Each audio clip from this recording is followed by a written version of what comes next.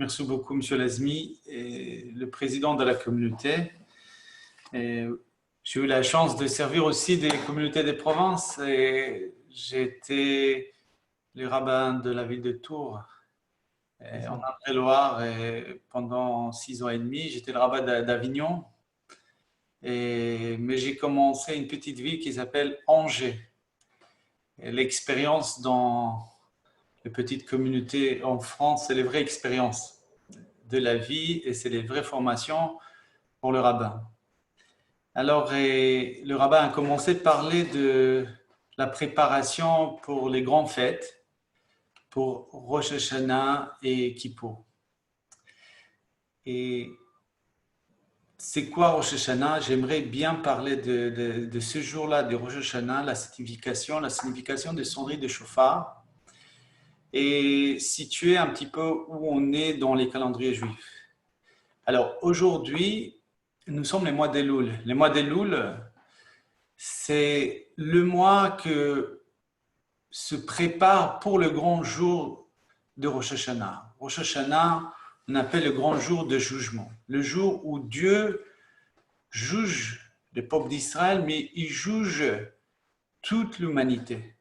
Et nous lisons ça dans la prière, que ce jour-là, on demande la paix dans le monde, on demande qu'il n'y aura pas la sécheresse, et évidemment, on va cette année demander d'arrêter la pandémie que nous trouvons dans laquelle on se trouve aujourd'hui.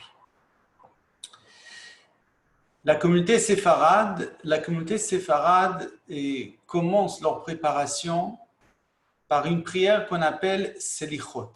Selichot, c'est un pardon, c'est la supplication. Et tout au long des années, je pense en particulier depuis le 7e siècle, et on le voit que nos sages ont rédigé et faire à mesure des psaumes et de phrases pour le Selichot. Pourquoi nous commençons le Selichot le début du mois d'Elul? D'abord, parce que Moshe Rabbeinu est monté de nouveau au mont Sinaï après la deuxième fois, au mont Sinaï, après qu'il a brisé les premières tables de la loi. Ça veut dire que la table de la loi ont été brisées les 17 Tammuz, puis Moshe Rabbeinu a prié Dieu pour qu'il pardonne le peuple d'Israël. Moshe Rabbeinu a demandé Dieu même d'effacer son nom de livre de la Torah pour que le peuple d'Israël ne soit pas effacé. Et Moshe Rabbeinu a été appelé la deuxième fois, le premier Elul. Il monte au mont Sinaï et ils descendent avec les deuxièmes tables de la loi, le jour de Kippour, ce qu'on appelle le jour de grand pardon. Et dans la tradition juive, c'est le mois où Dieu est proche de nos prières, est proche de notre cœur. C'est la raison pour laquelle le rabbin il parle beaucoup aussi de la teshuva, le repentir. C'est quoi la teshuva? En hébreu, on dit réponse. Ça veut dire que Dieu attend notre réponse. Mais la teshuva, c'est quelque chose qui est une fondation pour le libre arbitre. Pourquoi? Quel est le lien entre la libre arbitre et le teshuva, ce retour de teshuva? Lorsque l'homme il a fauté, et est-ce que c'est quelque chose qui est destiné? Ça veut dire, c'est écrit à l'avance. Il peut dire, mais c'est pas ma faute, c'est ma nature. Vous pouvez pas m'accuser. Ou l'homme a la possibilité, ou c'est quelque chose qui est à l'extérieur de l'homme et c'est quelque chose qui n'appartient pas à la nature de l'homme. Nous disons que Dieu a créé l'homme yachar, ça veut dire l'homme a été créé droit. Elohai Neshama, que nous lisons le matin, Elohai Neshama, Shenatatabi Teorai, ça veut dire l'âme que Dieu nous a donnée, elle est pure, elle est propre. Ça veut dire que l'homme, faire à mesure, lorsqu'il grandit, il est possible qu'il y a une impulsion en lui qui va le pousser à fauter. On va mieux expliquer encore. Le jour de Rosh Hashanah, je vais revenir vers ce terme-là de la Teshuvah. Le jour de Rosh Hashanah, on sait que dans le Talmud, dans la Mishnah, il nous enseigne qu'est-ce que ça veut dire Rosh Hashanah. C'est le nouvel an pour tous les êtres humains du monde, car tout le monde passe devant Dieu et il les juge chacun. Et l'on juge ensemble, Dieu avec un seul regard, il peut juger tout le monde, mais chacun et chaque homme est jugé. Nous, on est jugé aussi autant qu'un peuple. Alors ça, c'est Rosh Hashanah. Vous savez qu'il existe plusieurs nouvel an dans les calendriers juifs. Par exemple, à Pessah, le Pâques, c'est aussi un nouvel an. Mais c'est nouvel an dans lequel Dieu va juger la culture qui va pousser dans les champs. Vous savez qu'à Pessah, on commence à moissonner et le jour de jugement de la moisson, c'est Pessah. À Shavuot, par exemple, nous sommes jugés pour les fruits de l'arbre qui vont pousser. À Sukkot, nous sommes jugés pour l'eau qui va tomber pendant l'hiver. Et à Rosh Hashanah, c'est les jours de jugement, c'est-à-dire chaque Rosh Hashanah, c'est un jour de jugement. C'est une mise en point, que Dieu juge le monde. Et Rosh Hashanah, c'est l'homme. Qu'est-ce qui s'est passé ces jours-là, Rosh Hashanah? Rosh Hashanah, Dieu a terminé la création. La création termine par la création de l'homme. L'homme, c'est la couronne de la création. L'homme est là pour garder et pour développer ce que Dieu a créé. Il y a la création, il y a les petits créateurs. La créature de l'homme, l'homme a un rôle, il a aussi un rôle divin, entre guillemets, de la création. C'est pour cela l'homme appelle un petit créateur. Quelle est la force de l'homme? Comment l'homme est un petit créateur? Alors on sait que Dieu l'a façonné l'homme à partir de la terre, puis il a soufflé une âme dans ses narines. C'est quoi cette âme que Dieu nous a soufflée? On sait, nos sages nous expliquent, c'est la possibilité de parler. Ça veut dire une âme, c'est une âme qui parle. Ce qui distingue l'homme du reste de la création, qu'il communique, ça veut dire qu'il a la parole. C'est quoi la parole? Lorsque vous parlez, ça vient d'où la parole? Ça vient de votre pensée. Oui. Lorsque vous pensez, personne ne peut toucher sa pensée, personne ne peut comprendre sa pensée. Oui, on ne peut pas comprendre ce qu'on pense si nous-mêmes, on ne parle pas à nous, puis on puisse exprimer ce qu'on pense par la parole intérieure à l'extérieur.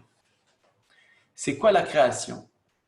La création commence par quelque chose qu'on ne peut pas toucher, on va dire dans l'homme, c'est comme la pensée, cette partie très haut des cerveaux, et les cerveaux peuvent mettre à l'œuvre ses pensées justement par la parole. On dit que Dieu a créé le monde par la parole. Be'asara ma'amarot nivra ha'olam.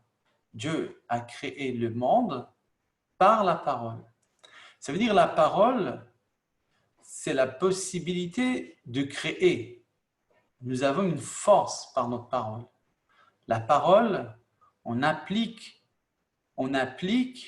et comme ça, on on construit notre monde. En revanche, on peut aussi détruire le monde par la pensée. Ça veut dire la pensée qui ne va pas dans le bon sens peut détruire le monde, comme la parole. C'est les deux éléments qui sont les plus puissants. Le monde est dirigé par la pensée et par la parole. Les dirigeants du monde, les grandes assemblées, et tout ce qu'on voit, l'application dans laquelle nous vivons, c'est une application de réflexion, des pensées et de paroles. Alors Dieu a créé l'homme. Et l'homme, juste après, et Dieu a dit à l'homme, vous connaissez tous l'histoire, Dieu il a donné des lois. Oui, parce que l'homme n'est pas Dieu, et pour qu'il y aura une relation entre l'homme et Dieu, il dit voilà, tout est permis dans ce jardin d'Éden que vous êtes, mais il y a un arbre qui est défendu. Un seul arbre, il n'y a pas beaucoup. Et c'était cet accord, cette alliance que l'homme et Dieu il a. Voilà, il y a un arbre qui est défendu. Puis l'homme il a fauté. L'homme il a fauté parce qu'il voulait être plus proche de Dieu.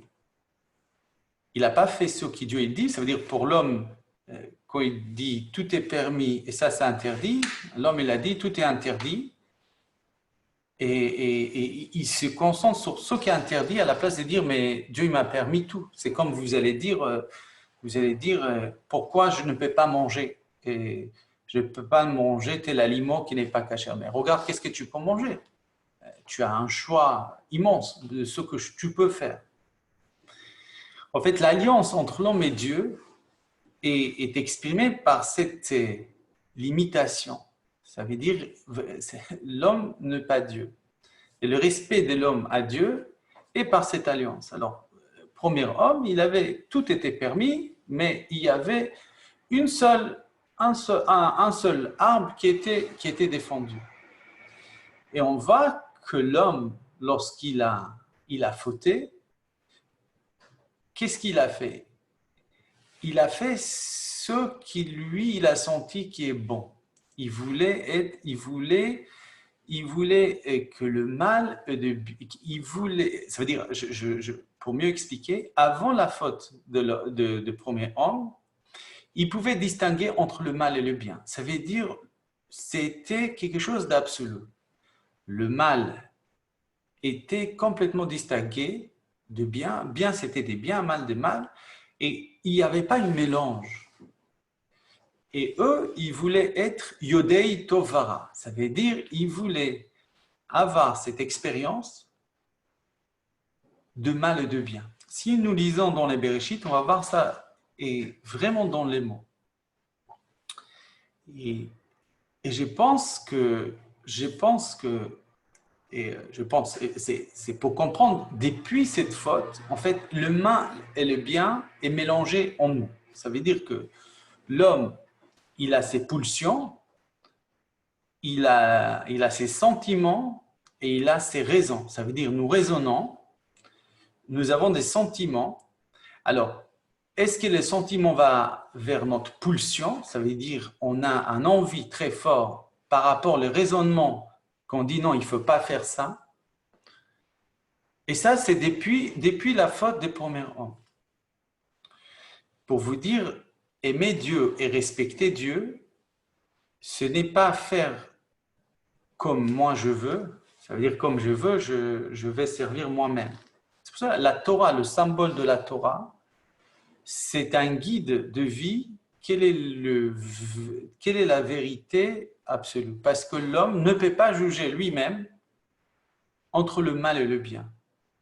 Lorsque le peuple d'Israël ont fait les vaudeurs, ils ont fait ce qu'ils voulaient. Ils voulaient profondément servir Dieu. Ils voulaient profondément servir Dieu, mais ils n'ont pas demandé, ça veut dire, le moment qu'ils ont demandé, est-ce qu'ils peuvent faire les vaudeurs? Vous savez qu'il y avait Aaron et Hur. Moshe, il a laissé 2 représentant de la communauté, qu'on peut poser la question. Lorsque Hur, il a dit non, c'est pas possible de faire la vaudeur, ils l'ont tué. Et Aaron, il voulait pas qu'il y ait une grande profanation, alors Aaron, il a accepté. Accepté, oui, pour ne pas arriver dans un drame beaucoup plus grand. Mais la faute des vaudeurs, c'est une véritable volonté intérieure de servir Dieu, mais pas comme Dieu il veut. C'est-à-dire la volonté d'Adam et Ève était, pour eux, c'est quelque chose, ils avaient une attention véritable de s'approcher, de trouver une proximité avec Dieu, mais par cette faute, ils n'ont pas fait ce que Dieu les a demandé. Ils ont fait ce qu'eux, ils aimeraient faire. Ça veut dire que est-ce que je servis Dieu? Est-ce que j'aime Dieu comme je veux ou comme il aimerait que je l'aime? C'est beaucoup plus facile, si vous voulez, s'il y a des gens qui sont mariés, par exemple, est-ce que vous aimerez votre épouse comme vous aimeriez ou comme elle aimerait que vous l'aimez? Si quelqu'un il aime son épouse comme il aime, comme il veut, il aime lui-même. Il faut être à l'écoute. La même chose avec vos amis. Vous n'allez pas respecter ou aimer votre ami comme vous voulez, parce que vous essayez d'être à l'écoute de l'autre. Alors, la relation entre l'homme et Dieu, c'est que pour qu'il n'y aura pas une idolâtrie, qu'il n'y aura pas une autre sorte de judaïsme, je demande Dieu comment il aimerait que je l'aime. Et c'était ça la faute de premier homme. Et lorsque je vous ai parlé de c'est quoi la faute, c'est une pulsion intérieure qu'en fait, pour nos sages, n'ont pas le fond de l'homme. L'homme, il n'est pas né pour fauter, il n'est pas né pour tuer, il n'est pas né pour voler. C'est quelque chose qui, fur et à mesure, dans sa vie, chacun dans sa vie, éducation, circonstances de la vie, l'a amené à faire quelque chose. Et nos sages nous expliquent que pour qu'on puisse faire la teshuva, la chose la plus importante, d'abord, c'est prendre conscience de mon mauvais chemin. Il y a des hommes qui arrivent à justifier leur acte. Ça veut dire qu'ils n'ont pas la conscience que ce qu'ils font maintenant n'est pas bien. Et ils sont toujours dans le chemin véritable. Ils ne se mettent pas en question. Et l'autocritique est très important dans la vie. Ça veut dire que je me demande, il faut toujours se mettre en question. Toujours se mettre en question, jamais être sûr que ce que je fais, ce que je suis, c'est la vérité absolue. Et lorsqu'un homme, malheureusement, on voit des fois des gens qui manipulent eux-mêmes. Ça veut dire qu'ils arrivent à justifier choses qu'ils font et en disant mais c'est bien. Et même que vous le mettez à l'effet accompli, vous dites mais regarde, c'est pas logique ce que vous dites, vous trouvez pas dans le droit chemin, alors automatiquement il veut devenir le victime de leur acte. Ça veut dire que à la place de dire je suis désolé, ce que j'ai fait est quelque chose qui n'est pas droit, qui n'est pas bon, il arrive d'être le victime de la situation. Ça veut dire, ça veut dire qu'il a le mot pour expliquer qu'au fait, tout ce que vous voyez, ça veut dire si c'est un vol ou autre chose, je suis pour rien, je suis aussi victime, un homme qui est blessé de cette situation et là vous dites ah là là, pauvre monsieur. Et ça veut dire que la première chose c'est prendre conscience. Je vous raconte une histoire par exemple, une histoire vécue. Quand j'ai été le rabbin d'Avignon, j'étais aumônier dans les prisons. Et c'est intéressant, je rencontrais les détenus et c'était intéressant parce qu'aucun détenu savait qu'est-ce qu'il fait là. Personne. Ça veut dire que chacun, je parlais, je dis, mais qu'est-ce que tu fais là? Qu'est-ce qui s'est passé? Et il m'a raconté chacun une histoire qu'en fait, la justice s'est trompée complètement. Mais tout le monde, ce n'était pas un qui m'a dit, oui, oui, je mérite voilà, ma peine ici. Personne n'a reconnu. Tout le monde, ils m'ont raconté de telles circonstances qu'il a amené ici, mais en fait, ils sont pour rien ici. Et ce qui est important à l'homme, c'est de prendre la conscience qu'il n'est pas dans le droit chemin, ou qu'il a fauté, ou dire qu'est-ce que je peux améliorer. Et lorsqu'un homme il a cette conscience, il peut le dire, oui, je commis une erreur, je ne suis pas dans les droits chemins. Ou déjà, s'il ne sent pas bien avec lui-même dans la réalité qui il est, c'est déjà un début de retour vers lui. Quand vous faites la teshuva, vous retournez vers où? Vers vous, vers ce que vous êtes, vers ce que vous êtes censé d'être dans ce monde. C'est ça qui se passe dans la teshuva. Et je vous ai dit, c'est un véritable libre arbitre. Pourquoi c'est un libre arbitre? Parce que si on dit que tout est écrit à l'avance, tout est prédestiné, tout est maktoub, comme ils disent en arabe, alors ça veut dire que l'homme il n'a pas ce libre arbitre. Ça veut dire s'il fait quelque chose parce que c'était écrit à l'avant, parce que c'était comme ça. Non. Ça veut dire les libres arbitres, les véritables libres arbitres, c'est la teshuva. Ça veut dire le repentir, ça veut dire que j'ai la possibilité de faire un chemin de retour vers moi-même. Et c'est la raison pour laquelle nos sages disent que si quelqu'un il a fait la teshuva, il ne faut pas le rappeler ce qu'il a fait par avant. Il ne faut pas lui dire ce qu'il a été. Parce que c'est une autre créature.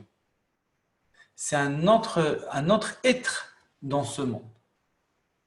Il a changé son renommée, il a changé son nom. Ce n'est pas l'homme qui était avant. Parce que si on va taguer un homme toute sa vie pour les fautes qu'il a fait, c'est invivable pour lui. On va dire oui, il est comme ça, il a fait ça, mais maintenant il est au droit chemin. On ne va pas lui donner la possibilité de rejoindre la vie normale, parce que toujours on va dire voilà ce qu'il a fait. Alors la teshuva, le concept de la teshuva, ça veut dire ce que Dieu il a donné au peuple d'Israël. Cette possibilité que nous avons dans le mois, c'est quoi les mois d'Elul? La supplication, on demande pardon, on apprend des Moshe. Moshe, il a prié Dieu pour pardonner les peuples d'Israël. Vous imaginez que le peuple d'Israël attend que la Torah arrive et il faut un Dieu étranger. Ils voulaient faire un Dieu, ils avaient de bonnes intentions. Combien parmi nous, ils ont toujours des bonnes intentions? Mais Moshe, il a prié, il a enseigné cette prière au peuple d'Israël. Hashem, Hashem, El Rachum Vechanun. Vous savez, nous lisons plusieurs fois pendant le Selichot. Dieu de miséricorde. Erechapayim. C'est un Dieu qui sait faire calmer, faire passer sa colère. On appelle ça les 13 attributs de Dieu. Ça veut dire les 13 qualités de Dieu. Et cette prière-là, Dieu, il a enseigné Moshe pour que lorsqu'on se trouve dans le malheur, lorsqu'on se trouve dans les péchés, dans la faute, c'est une des prières qui fait pardonner les peuples d'Israël. Alors, pendant les 2 premiers Elul jusqu'à le jour de Kippour, nous disons les Slichot. Dans la communauté ashkénaze, je ne sais pas si vous avez dans votre paroisse, mais dans la communauté ashkénaze, ils commencent les slichot, pas au début du mois d'Elul. Alors, il y a ceux qui disent que les ashkénazes, ils maîtrisent mieux, ils ont moins de pardons à dire. Non. Mais les Ashkénazes commencent à dire les slichot les dimanches avant Rosh Hashanah. Dimanche avant Rosh Hashanah. Mais si Rosh Hashanah tombe mardi, par exemple, ils vont avancer encore d'une semaine. Et pourquoi? Parce que les décisionnaires de la halacha ashkénaze, on s'appelle les Ramas, Rabbi Moshe Isserlis, qui se trouve dans le Shulchan Aruch avec Rabbi Yosef Karo, il explique que pour qu'on puisse sacrifier dans les temples, et offrir dans les temples un sacrifice, il fallait le vérifier pendant 4 jours. Ça veut dire 4 jours avant, on l'a vérifié. Est-ce qu'il est parfait?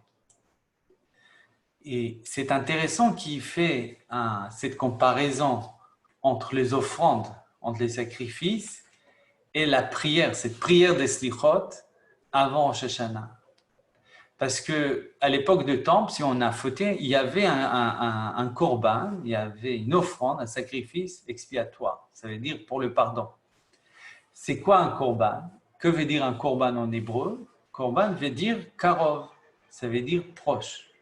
C'est-à-dire lorsque l'homme est allé pour demander pardon à Dieu, Dieu n'a pas besoin des cadeaux. Ce n'est pas parce qu'il a amené une offrande que Dieu va lui pardonner.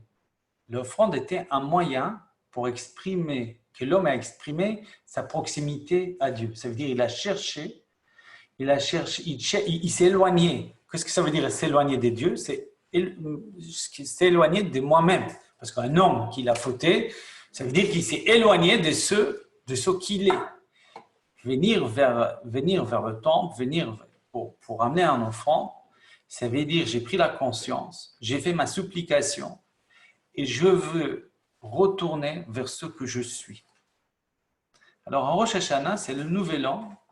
Je pense que l'homme travaille d'arriver vers ce qu'il est. Parce qu'on peut voir ça lorsque l'homme il a fauté, Dieu a dit à l'homme, Ayeka.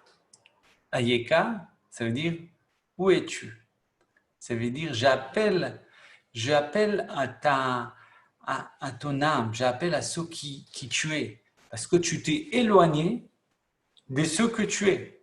S'éloigner de ce que je suis, c'est la faute. Et le Rosh Hashanah, c'est le nouvel an, c'est le jour, ça veut dire on se prépare pour arriver à ce que je suis dans le monde. Ce que je suis. Comment il est important d'arriver, je pense que nos sages, c'est pas seulement de loi et de halakha, vous voyez, c'est pas seulement, c'est-à-dire, lorsqu'on vous raconte il faut faire la teshuva, il faut prier, il faut faire examen des consciences, mais psychologiquement, lorsque l'homme il commence à dérailler, comme on peut dire, à s'égarer, lui-même, ils sont mal avec lui. Ils ne sont pas mal parce qu'il commence à se raconter à lui-même des histoires, des victimologies ou de justifications, et qu'il sort, le monde ne peut pas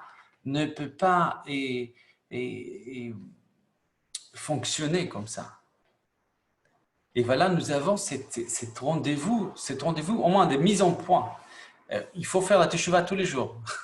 Ce n'est pas une fois par an. C'est tous les jours qu'il faut faire la teshuva. Tous les jours, je me mets en question. Ceux qui lisent le schéma Israël le soir, il y a là-bas, il y a cet examen des consciences.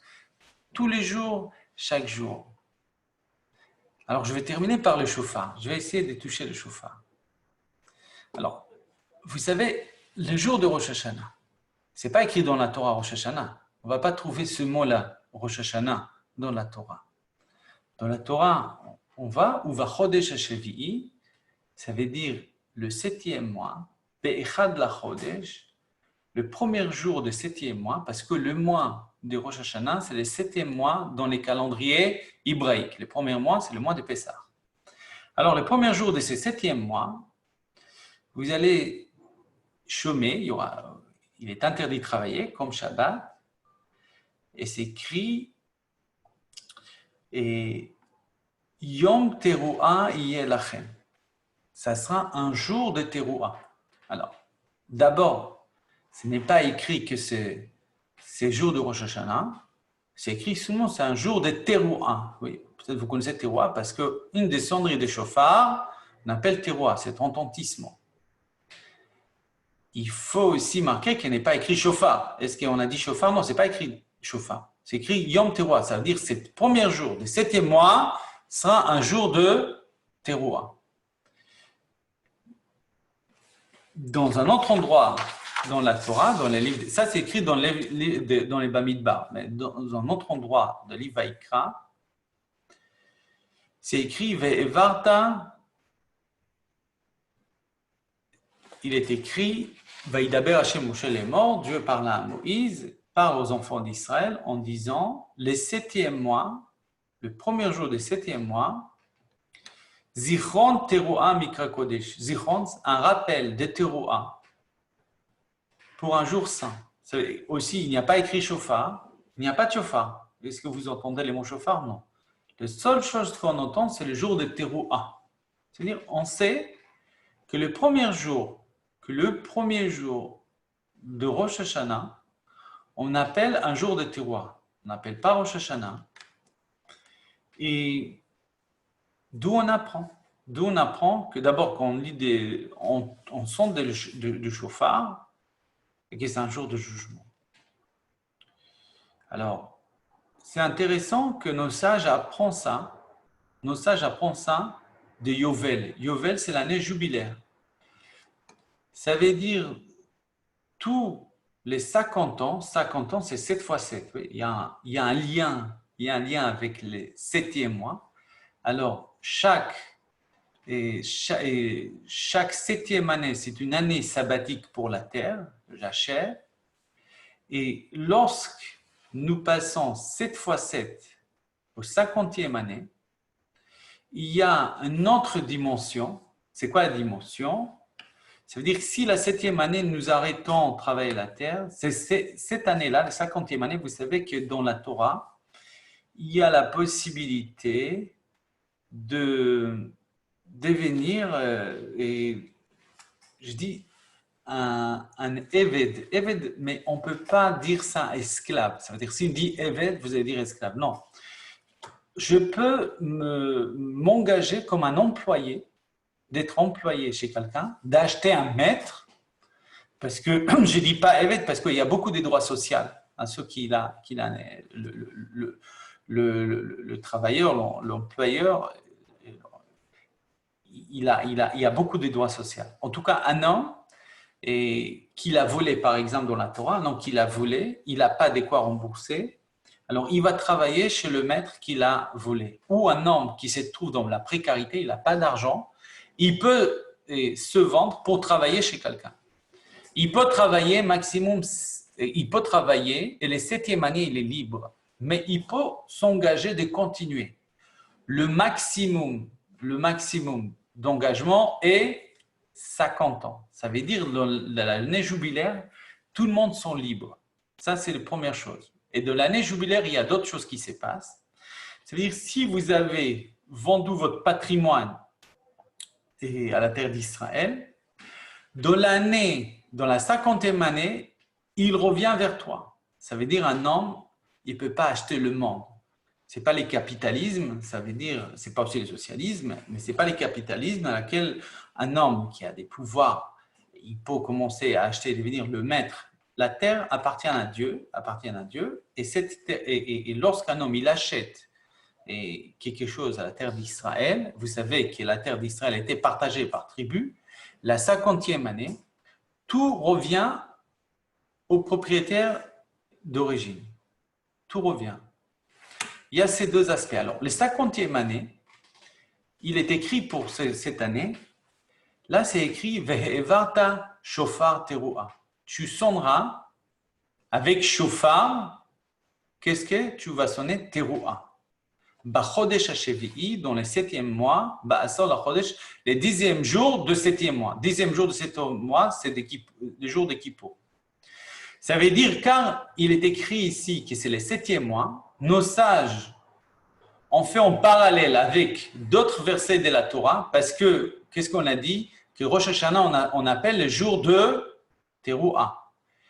Les jours de Teruah et les 7e mois. Alors, on a fait un parallèle. Alors, car chaque fois, il y a les 7e mois, et aussi il y a les monts Teruah. Dans les 3 endroits, il y a les monts Teruah. Alors, on voit qu'avec quoi on fait les Teruah? Avec les chauffards. C'est-à-dire, on apprend de l'année jubilaire, de 50e année, on apprend qu'on sent le chauffard, qu'on sent les Teruah avec les chauffards. Mais comment on sonne, ça c'est aussi, on apprend d'ici, c'est écrit Ve'evarta shofar. Evarta shofar, ça veut dire tu sonneras la chauffard. C'est cette voix qui est droite. Après, c'est écrit Teruah. Ça veut dire il y a un autre type de sonnerie qu'on appelle Teruah. Et après, c'est écrit de nouveau Ta'aviru shofar. Encore cette voix qui est droite. Ça veut dire on a une voix simple, on a Teruah et une voix simple. En fait, à l'origine, on doit sonner le chauffard avec une voix simple, une voix Teruah qui est cassée. Après, le rabbin va vous expliquer la distinction, pourquoi on fait Shevarim et Teruah, et encore une voix simple. Ça veut dire, à l'origine, il y avait 9 voix. Après, il y a 10, il y a 30, et ça évidemment, il faut développer. Mais je reviens vers notre sujet. La question qu'on doit poser, mais pourquoi on apprend le sonnerie des chauffards? Pourquoi on apprend le sonnerie de chauffard dès la 50e année? Ça veut dire que la Gemara, on a dit qu'il y a un parallèle des mots, c'est 7e mois, oui, et il y a les mots Teruah, mais est-ce qu'il y a un point commun entre l'année jubilaire et cette idée des sonneries de chauffard? Parce que le sonnerie de chauffard, c'est quoi? C'est un son, c'est un retentissement qui vient nous réveiller. C'est une voix intérieure, c'est quelque chose qui vient nous trembler. Alors, pourquoi avec l'année jubilaire?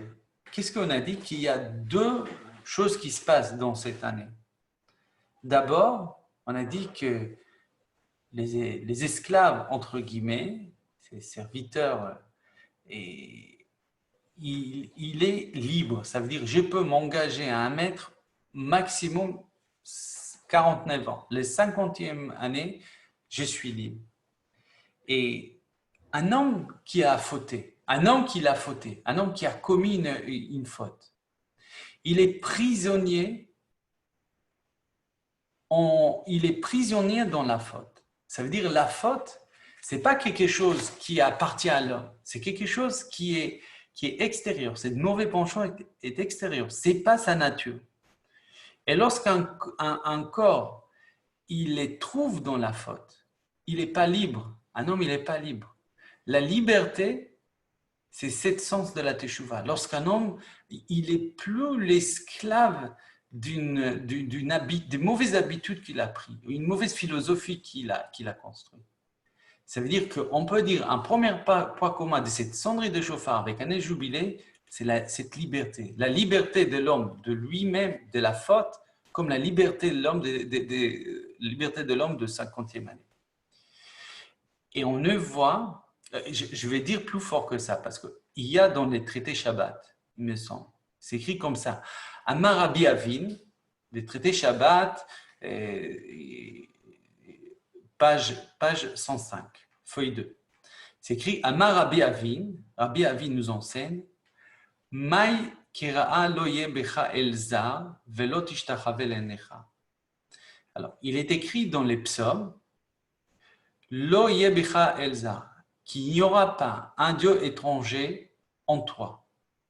Velo tishtachave lenecha, et tu prosterneras pas à un Dieu étranger, à une idole. La Gemara, il dit, qu'est-ce que ça veut dire elzar? Qu'est-ce que ça veut dire un Dieu étranger? C'est quoi un Dieu étranger? Qu'est-ce que ça veut dire un Dieu étranger qui se trouve à l'intérieur de l'homme? Loye becha elzar, c'est écrit, il n'y aura pas en toi, à l'intérieur de toi, un Dieu étranger. Qu'est-ce que ça veut dire qu'à l'intérieur de nous, dans notre corps, il y a un Dieu étranger? Et Veomer Zeyetzerara, ça veut dire c'est les mauvais penchants. Ça veut dire un homme, il peut être captivé par ses pulsions. Alors, comme je vous ai dit, un lien avec l'année jubilée, 50e année, que l'esclave, un homme qui est soumis, il sort à la liberté. C'est l'homme qui est soumis à ses penchants, il sort à la liberté. Alors ça, c'est une première idée. Et la deuxième, qu'est-ce qu'on a dit? Que tous les patrimoines reviennent à leur propriétaire. Ça veut dire qu'il y a tout va retourner à ses origines. Alors, et sur ça, il y a le Rav Kook qui l'a écrit. Vehatshuva hareshit, ça veut dire que la tchouva, lorsque l'homme il fait la teshuva, il revient vers le reshit, ça veut dire vers ses origines à lui. Shehi me'ira et amerchachi miyad, qui va éclairer l'obscurité immédiatement. Hi she'ashuva adam el atzmo, lorsqu'un homme il retourne vers lui, el shorosh nishmato, vers les sources de son âme. Umuyad yashuva el Elohim, et il va retourner vers Dieu. Et nishmat kol haneshamot, ça veut dire que comme les patrimoines retournent à ses sources, ça veut dire lorsque l'homme il fait la teshuva, il retourne vers la source qu'il est. Et voilà les deux aspects, c'est les deux aspects que nous avons, les deux aspects qu'on peut apprendre, et c'est que nous vivons dans cette sonnerie des chauffards. Ça veut dire sortir de notre idolâtrie. Lorsqu'un homme il s'habitue à quelque chose, il fait des idolâtries, il ne servit pas Dieu, et la teshuva nous permet de retourner vers la source de que nous sommes, comme vers les patrimoines, vers ce que nous sommes. Voilà, je vous souhaite à toutes et à tous bonne année et Shana Tova. Voilà. Merci beaucoup, Godarav Sebag. Merci beaucoup. Juste pour conclure, est-ce que vous pouvez faire un Moshe Bérard pour la Kila, s'il vous plaît? D'accord, je vais faire 2 secondes. Alors,